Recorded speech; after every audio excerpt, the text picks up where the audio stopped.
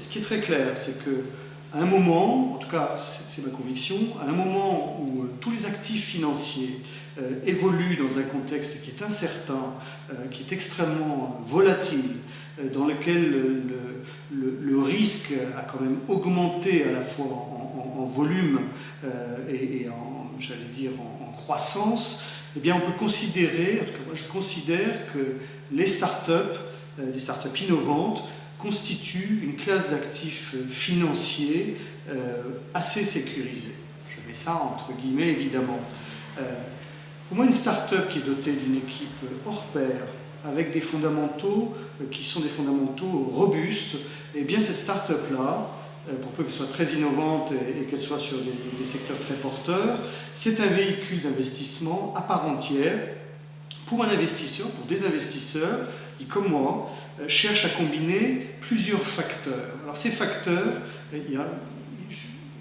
on va les caractériser, les limiter au nombre de 5. La première chose, c'est que faire ce type d'investissement dans une start-up qu'on considère comme un actif financier à part entière, c'est d'abord la diversification de vos avoirs. Ça, c'est extrêmement important. C'est ça que ça sert. La deuxième chose, c'est que ce type d'investissement vous permet de lisser vos risques.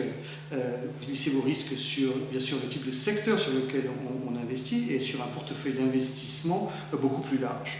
Et puis, il vous permet de mesurer quelque part le retour sur investissement que vous avez par rapport à un risque bien calculé. C'est toujours difficile s'agissant de parler de start-up, mais parler de start-up innovantes qui ont déjà un bon démarrage, qui ont déjà des chiffres qui sont bien lancés, qui ont une posture internationale. Là, je pense que ça a du sens.